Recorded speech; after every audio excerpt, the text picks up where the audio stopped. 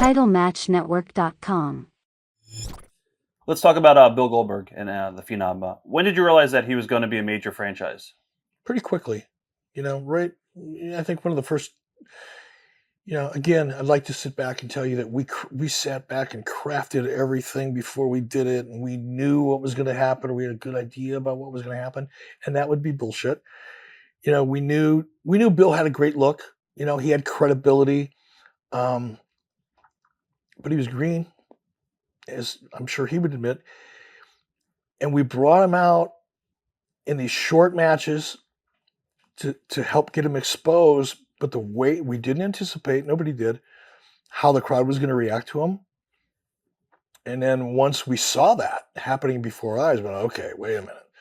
Instead of let's just bring him out for a squash match, maybe we've got to come up with a way to build on this character much sooner than we thought we would. Why did WCW sign him to a larger deal in '99 after he already had a valid contract?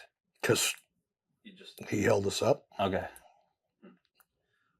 You booked him to win the WCW World Title. I believe it was Live Nitro instead of putting it on a pay-per-view and making fans pay for it. Was it more important to try to regain the ratings streak back from WWE at the time? That may have been a factor. It wasn't the only one, but I knew we were going to be in Atlanta, and it was really Hulk's idea. So I don't, from that perspective of was it, did I do it on TV instead of pay-per-view to get the ratings back? That it wasn't my idea to start with, right? And I remember this is another one I remember specifically. I said, "Brother, I got an idea. Let's do this instead of that." Why? Bill's hometown. By that time, we probably had 25,000 tickets sold in advance already. We did like 45 or 50,000 that night, whatever the number was. And Hulk knew it would be a great moment. And I knew and I believed, and I went along with it because great moments on TV ultimately lead to great moments on pay-per-view. So I wasn't worried about the revenue. We were making money at the time. I was fine with it. Bill Goldberg, easy to deal with? No. Why is that? Intense. And by the way, Bill's a friend. So nothing I'm saying to you, I wouldn't say to his face or probably haven't.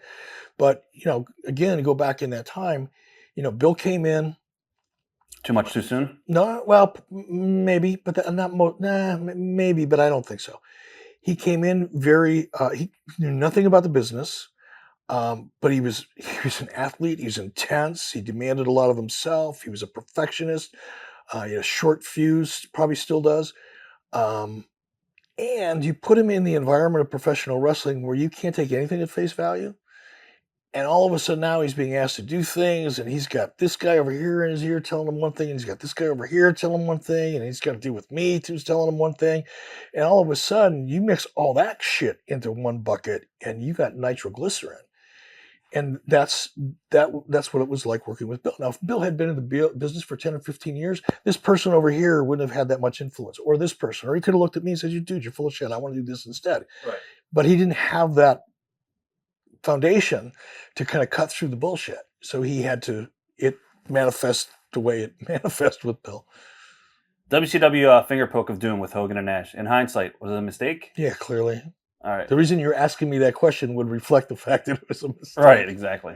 So, what are your memories of that night? I don't have any. Really. You just want to forget about it? No, well, that's not that. It's just it wasn't that big of a... Yeah. It's not like, the plan to introduce the NWO or anything. It was a spot. It was a match. It was a moment. What do you think the legacy of WCW should be? Innovative. We were there. We were real.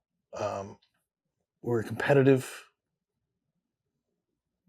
We probably were the primary reason, at least 50% of the reason for the resurgence and the popularity of the sport to a level that it had never been before and probably never will be again.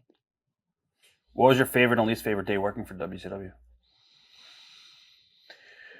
Oh, that's too hard to answer because there's, different things. But, I think probably one of the most fulfilling moments was Bash at the Beach when Hogan turned, just because the level of heat and reaction that we got, and it was palpable. You could feel it. The least favorite was probably the night before I got let go. Right. It was probably right up there.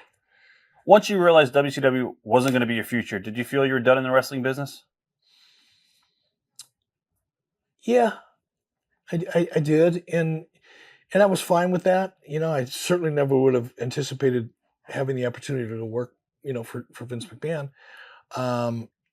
And I had enough other things going on that it was like, oh my God, what am I going to do for a living? I've always had a lot of things going on. I've always, as you talked about earlier, spread myself too thin, but I've been doing that since I was a kid. So I had enough other things going on and confidence in my ability to do them that I wasn't worried about it. I never would have seen any other opportunity for me. TitleMatchNetwork.com